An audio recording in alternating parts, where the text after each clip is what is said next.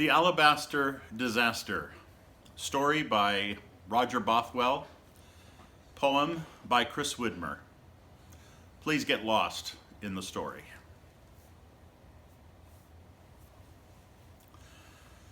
She slips out in the morning on an all-important task, to trade her tawdry treasure for an all-important flask. Now, in these pre-dawn moments, she furtively walks the streets, glad there's nobody else out at that hour to meet. She has walked streets before, but not this part of town, a lady of the evening in an upper thigh-length gown. Back then, she would just be in bed all night, but never sleep a wink. A gal like her was bound for hell. That's what the townfolk think. Back then, she would just be ending work at this pre-dawn hour, but that was then, and this was now. She somehow found the power to step out of the shadows into the light, you see, and it was all because of the Master from Nazareth in Galilee. Pause with me a moment and get a look of her yearning face. An attractive, beautiful woman that time's trauma can't erase. She stops to read the signage, first one and then another. She's the daughter of a couple with a sister and a brother. She knows right where she's going, for she has bought goods there before. Her brother's birthday present, and her dad's. Ah, there's the door. She enters. On the counter is a long-handled brass bell, and all throughout the building a pungent, punchy smell. She waits to see if Omar will come without the chime. It appears he must be occupied. She rings the bell this time, and then from out behind the counter comes the owner, short and round. "I'm sorry, I not hear you come. You did not make a sound." It's you, yes, pretty lady. Welcome to my shop. Is it your brother's birthday, or maybe again your pop? I know what is your favorite. I'll get it, just a sec, said Omar, jolly, bald and brown, with a swarthy, sweaty neck. "You open up my shop, okay? Best sale of the day. You get my workday started in a nice financial way. I make you special deal, an extra special price. Because you repeat customer, I treat you very nice." He grasps below the counter for the cheap stuff, clay-stained plaid. That's what she bought the last time she was there to gift her dad. It is olive oil and lemon zest, with sage, a scent for men. She'd bought it several times before. Now she was back again. "I don't want that," she speaks at last. "That was a different me. Is there something else inside your shop that I would like to see? I want to buy the finest scent you have inside your store. Don't you have a little something that costs a little more?" Well, ma'am, in fact I do. What a wonderful surprise. The hope of a larger sale put a glint in Omar's eyes. He reaches below the counter and grabs a box of wood. "If you're wanting something special, then this is what you should consider. It's a locally made product. Roses from Jordan's banks. When your beloved shall wear it, they'll offer you their thanks." He props the lid wide open. "Ma'am, please, go on. Inhale." By the look upon his face, he thinks he's made the sale. "How much?" the lady asks him. I tell you, special price. Because my in-laws are away and the weather should be nice for you, and because I like you, and my first sale of the day, $5. You should take it, please. Now go. Be on your way. She held his gaze a moment. She questions, roses 'twas. She has a bit more money, but she'll not tell him she does. You see, I want to buy the finest scent you have inside your store. Don't you have a little something that costs a little more? Omar looks her over. He hadn't planned for this. He stashes back the wooden box. I must have been remiss. I have a simple metal box, its understated grace. He plucks it from its hiding place and guides it towards her face. Ma'am, it's an infusion of the iris that blooms just once all year. It's imported from Damascus. They cannot make it here. It's not an imitation. No, it's real. Boy, oh boy. He opens up the cover. It's a wondrous scent. Enjoy. She pulls her hands towards her face to get a stronger whiff. It's as if a spring bouquet is there for her nose to sniff. Her eyes are closed, her lips a smile. So Omar thinks, oh wow, she's going to take it. I can tell. She'll close the sale now. How much? The lady asks him. Well, ma'am, you understand it. It is from far Damascus, thus a long, slow caravan must bring it here, but as I really like you and I'm a little bit behind, $100, you should take it before I change my mind. She hesitates just slightly. He knows, by how she stood, that she'd resort to his first offer, the rose-filled box of wood. They always did, and she would too. At least a sale's a sale. He'd seen it happen many times, almost without fail. She takes a breath. Here it comes. I'll take the rose, she'll say. Excuse me, please, good Omar. That box is kind of gray. You see, I want to buy the finest scent you have inside your store. Don't you have a little something that costs a little more? Suddenly, Omar is worried. She looks not like a thief. She arrived quite early and alone, and that was a relief. She appears to him quite ordinary. Not the type with money. He has to squelch a giggle, for now it strikes him funny. I do have other products with tags of handmade vellum. I did not bring it out before, for I hardly ever sell them. Now he lifts a silver box with a functional mechanical clasp and a knob upon the lid in the shape of a little asp. Ma'am, you asked for more expensive, and this one fits that bill. You can see that it's Egyptian, but it includes one free refill. And for the discerning buyer, it's really quite the steal, and it comes with a custom carry bag in ivory, slate, or teal. The formula, it's ancient. The ingredients are classified. It's body balm with cardamom and balsam purified. It's a gift of rare extravagance for few here can afford.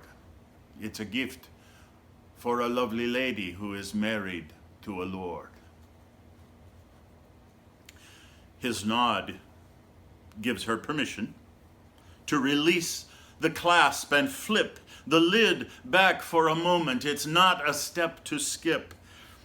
The scent, oh, it's truly wonderful. Like nothing she's ever smelt. Well, Omar fidgets nervously with the buckle of his belt. Her reverie now ended. And again they're eye to eye. Privately she wonders just what she'll eventually buy. How much? The lady asks once more, and Omar smooths his collar. For you today, my special price, only $1,000. Her slender lady fingers reach within a garment fold, and Omar hears coins clinking, a sound that never grows old. He sees her doing mental math. I've more than that, you hear? And that is also music to a perfume peddler's ear. You see, I want to buy the finest scent you have inside your store. Don't you have a little something that costs a little more? Why, then his wide eyes widen farther. He glances at the door for what he's about to show her. He's never shown before. Ma'am, I heard your coinage clinking. I trust what you have said. His olive skin is different now, flushed to an olive red. In all his years in business, he's never experienced this, but now he just to be certain that nothing is amiss. So his crime prevention system must be promptly activated. What began as a simple sale has somehow escalated. He bustles from his counter to the window to check the street. He double locks the door. His security is now complete. His palms are moist and clammy, his saliva in short supply. He croaks in conversation. His mouth is suddenly dry. Ma'am, I have another treasure. Give me a moment, please. He goes to the back to fetch it on trembling, nervous knees. What he brings is wrapped in linen, woven with the tightest thread, a golden vase and stopper with a ribbon of brightest red. Pure symmetry and loveliness. It shines in the morning light. He removes the stopper this time, for he knows the seal is tight. Ma'am, this has been imported from the capital in Rome. It was made near the Tiber River. It's just never found a home yet. It is saffron mixed with cinnamon and a dash of vanilla bean. It's intended for a king to give to his beloved queen.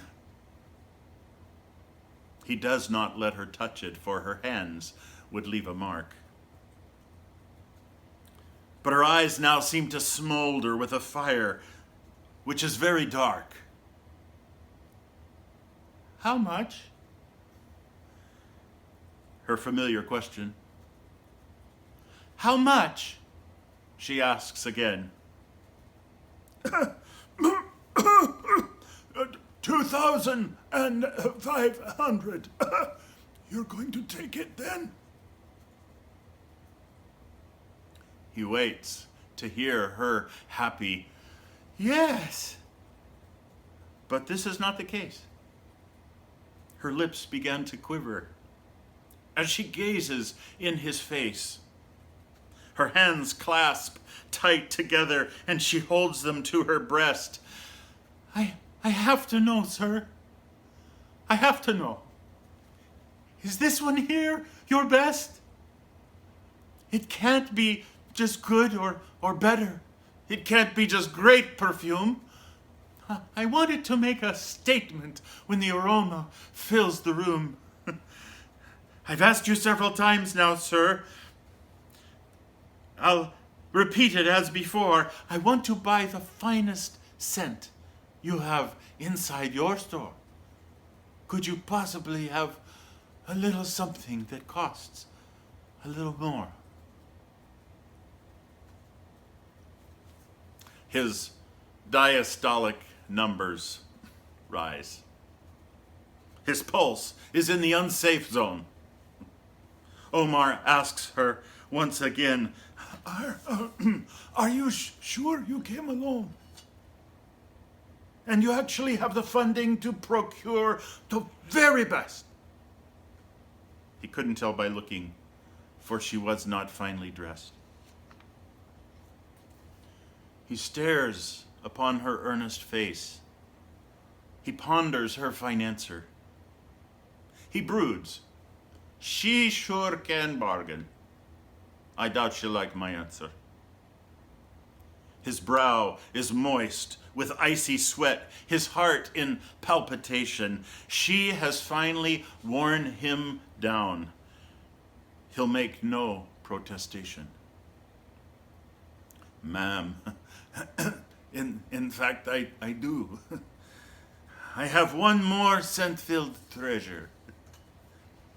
It was purchased as an investment. Its value is beyond all measure. My ancestors and I have saved for years for this artifact. And there is no item in all the world that can equal its impact. And with that, he disappeared again. He was gone for quite a while.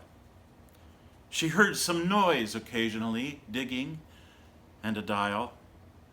Then he returned while carrying on a pillow of milk-white weave an item in crushed red velvet. Omar felt like he might heave. He swallows hard and stammers as he peels the corners down. This is an alabaster jar, the only one I've ever found. It gleams like a starry galaxy, no? In the darkest midnight sky. He pauses to let that all sink in. And she doesn't bat an eye. He resumes in words of reverence. From India it came. It is myrrh mixed with marjoram. It puts other scents to shame. It's a gift fit for an emperor to present to his empress. And I only show it now to you under great duress. And see? No one can sample it. And this adds to its worth. I'm sure there's not another like it anywhere on earth. This flask, it has no opening, no stopper, lid, or spout, for you see, once this jar is broken, all its contents will flow out. And this adds to its value. Behold, the opulence. The pad, the wrap, the jar, ma'am, it's truly over the fence.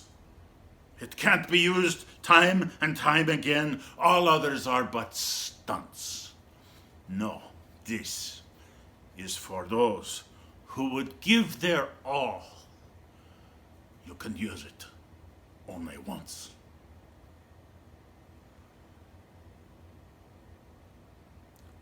Teardrops fill her eyes this time. But her lips curve to a grin, for she knows her beloved Master has forgiven all her sin. Now she desires something that would show her gratitude. Yes, this is what she was looking for. That is certitude. In her mind, she's already bought it. A bargain at any price. But still, she has to ask him. To know would be kind of nice. Her heart is also beating at a rate it has never pulsed. She has gone in search of treasure, and she was thrilled with the results. How much is this container? Tell me, please, sir, the cost. Omar tried to wet his lips, but his saliva had now been lost. In a voice that was just a whisper, he stutters the amount. $10,000, madam. I cannot give discount. And then he watches in stone-cold silence as she reaches in that fold. And thus is born a story whose telling grows not old. She brings forth the clinking money with just a bit of flair. They pile up on the counter. I'll take it. I'll take it. It's all there. Golden coins glow in stacks of 10 with the imprimatur of Caesar. He simply had to bring this out. It was the only way to please her. The transaction now completed, he nods and she wraps the jar. She tucks it all safe in her robe, and he thanks his lucky star. She leaves the shop. The sun is up. None guess the gift she carries. A treasure in an earthen vessel. A vendor yells, "Got berries!" But she goes home. She bides her time. She plans and plots and schemes. The moment that she's planning fills her thoughts and dreams. And then she hears, oh joy, the master will be reclining and dining near. She discovers to her wonderment that her love casts out her fear. She fixes up her hair, and she buys a special dress. It's at the home of Simon. Yes, she does know his address. The evening comes, and she makes her way to the master's beautiful feet. Smash! That jar, now shattered. Get a whiff of the myrrh-soaked sheet. Her tears drip down upon his toes. His ankles get kisses discreet. At last, she has given him her all. Her gratitude, at last, complete.